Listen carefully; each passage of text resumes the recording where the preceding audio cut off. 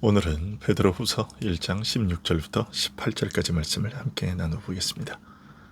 베드로후서 1장 16절부터 18절까지 말씀 제가 봉독해 드리겠습니다.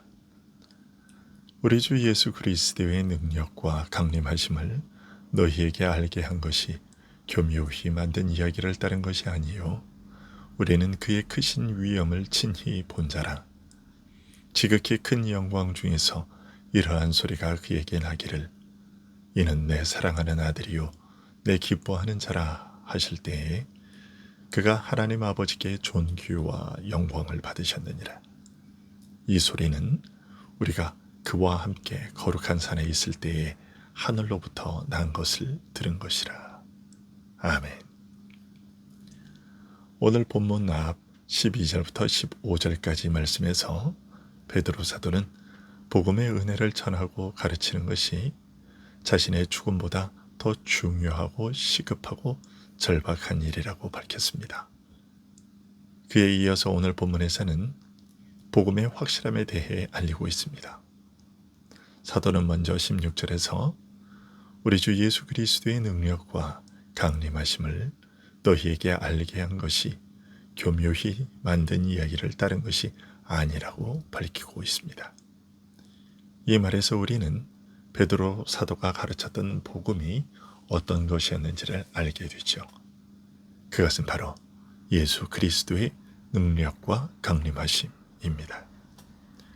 이것은 사도 바울이 로마서 1장 3절과 4절에서 그의 아들에 관하여 말하면 육신으로는 다윗의 혈통에서 나셨고 성결의 영으로는 죽은 자들 가운데서 부활하사 능력으로 하나님의 아들로 선포되셨으니 곧 우리 주 예수 그리스도시니라 라고 복음을 설명한 것과 같은 것이며 디모데전서 1장 15절에서 미쁘다 모든 사람이 받을 만한 이 말이여 그리스도 예수께서 죄인을 구원하시려고 세상에 임하셨다 하였도다 라고 말한 것과 같은 것이라고 할 수 있습니다.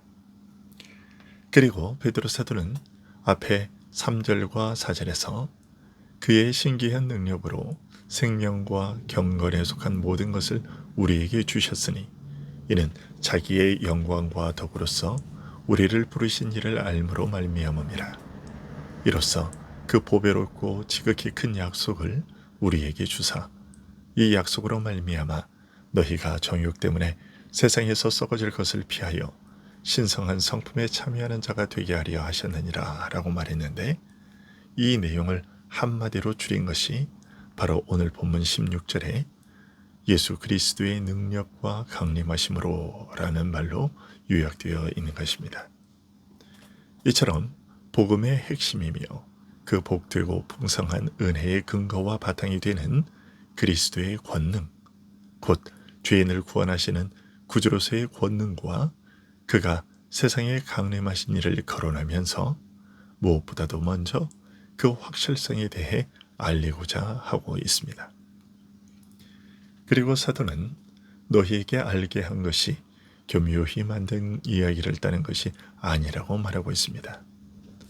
베드로 사도는 교회의 복음을 전할 때 기막히고 영리한 머리로 교묘하게 이야기를 꾸며내듯이 전하지 않았다는 것이죠. 사도들이 교회에 전한 복음은 사람의 머리로 꾸며내거나 지어낸 이야기가 아니라는 것입니다. 그러면 사도들은 그리스도에 대한 사실들을 어떻게 알게 된 것일까요? 사도는 우리는 그의 크신 위엄을 친히 본 자라라고 밝히고 있습니다. 즉 자신들이 직접 본 것을 전했다는 것입니다. 직접 본 것을 전했다는 이 사실은 더 이상 직접적인 경험을 할 수 없는 새롭게 신자가 될 이들에게는 참으로 중요한 일입니다.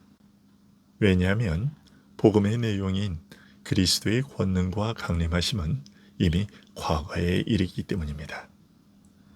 따라서 이제 복음은 누군가에 의해 다른 사람에게 전해지고 듣는 사람은 그 복음을 믿음으로 받아들임으로써 그 복음의 은혜를 입게 됩니다.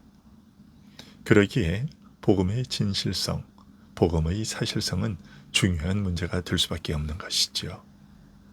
물론 복음을 믿음으로 받아들이는 일의 가장 핵심은 성령의 역사죠.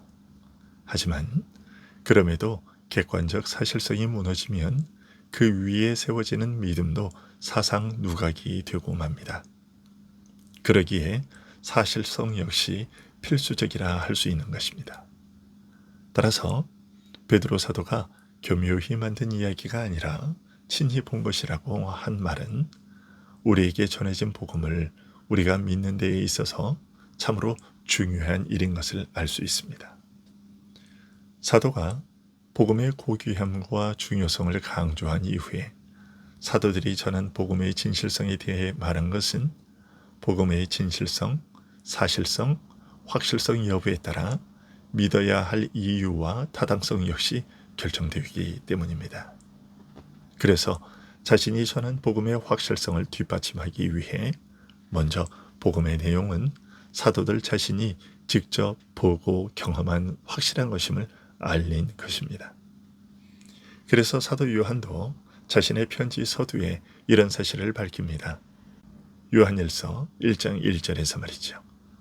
태초부터 있는 생명의 말씀에 관하여는 우리가 들은 바요, 눈으로 본 바요, 자세히 보고 우리의 손으로 만진 바라. 이어서 베드로 사도는 다른 사도들과 함께 직접 눈으로 보고 확인했던 그때의 상황을 전합니다. 17절과 18절 말씀인데요. 지극히 큰 영광 중에서 이러한 소리가 그에게 나기를 이는 내 사랑하는 아들이요 내 기뻐하는 자라 하실 때에 그가 하나님 아버지께 존귀와 영광을 받으셨느니라. 이 소리는 우리가 그와 함께 거룩한 산에 있을 때에 하늘로부터 난 것을 들은 것이라. 하나님의 아들께서 우리와 똑같은 사람이 되어 이 세상에 강림하셨습니다.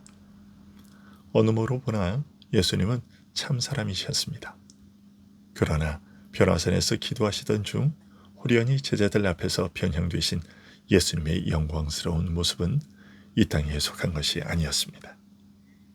마태복음 17장 2절은 그 얼굴이 해같이 빛나며 옷이 빛과 같이 희어졌더라 라고 전하고 있으며 마가복음 9장 3절은 그 옷이 광채가 나며 세상에서 빨래하는 자가 그렇게 희게 할 수 없을 만큼 매우 희어졌더라 라고 전하고 있습니다.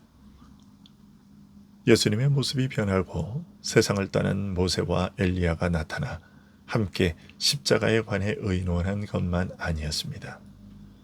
이처럼 지극히 큰 영광 중에서 하나님께서 친히 아들 그리스도의 권세에 대해 증거하셨습니다. 이는 내 사랑하는 아들이요 내 기뻐하는 자니 너희는 저의 말을 들으라 라고 하셨습니다. 눈으로 직접 예수님의 영광을 보았고 그의 권세에 대하여 증거하시는 하나님의 음성을 직접 귀로 들었습니다. 직접 눈으로 보고 경험한 것이지만 그 영광은 땅에 속한 것이 아니라 하늘에 속한 것이었습니다. 분명히 두 귀로 직접 들은 것이지만 그 음성은 하늘에서 나는 소리였고 하나님께서 친히 아들의 권세에 대해 증거하신 증언이었습니다. 우리가 사도들을 통해 전해받은 복음은 바로 이처럼 확실한 것이며 견고한 것입니다. 땅 차원을 넘어 하늘로부터 주어진 증거들에 의해 보증을 받은 것입니다. 우리의 믿음은 이처럼 확실하고 견고한 말씀 위에 세워져 있습니다. 오늘도 이런 믿음을 따라 우리의 삶도 굳건하게 세워져 갈 수 있기를 간절히 소원합니다. 기도하겠습니다.